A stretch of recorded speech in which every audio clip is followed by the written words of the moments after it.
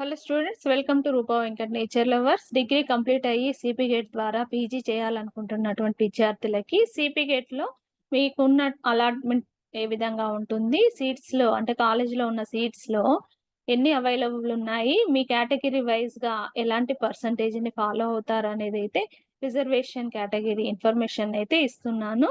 దీనిలో local and non local candidates category వచ్చేసి local వాళ్ళకి 85% సీట్స్ అయితే అవైలబుల్ ఉంటాయి. నాన్ లోకల్ అయితే 15% సీట్స్ నాన్ లోకల్‌కి కేటాయిస్తారు.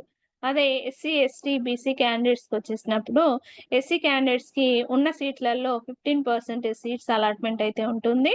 ఎస్టీ వాళ్ళకి 10% అంటే 100 సీట్స్ కనుక ఉన్నట్లయితే 15 సీట్స్ ఏమో ఎస్సీ క్యాండిడేట్స్‌కి, ఇంకా ఎస్టీ 10% అంటే 10 సీట్స్ అయితే ఎస్టీ వాళ్ళకి కేటాయించబడతాయి. అదే బీసీ క్యాండిడేట్స్‌లో గ్రూప్ 1 బీసీ ఏ వాళ్ళకి 7%, గ్రూప్ బికి 10%, గ్రూప్ సికి 1%, గ్రూప్ డికి 7%, గ్రూప్ ఈకి 4% సీట్స్ అయితే అవైలబుల్ అయితే ఉంటాయి. ఇక EWS as per the government orders of Telangana ప్రకారం అయితే ఉంటాయి.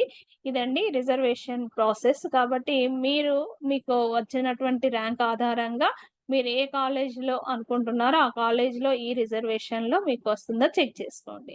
ఇంకా ఫర్దర్ కమ్యూనికేషన్ కోసం, ఇంకా లేటెస్ట్ సమాచారం కోసం నా ఛానల్‌కి టచ్‌లో ఉండండి. Thank you. All the best అందరికి.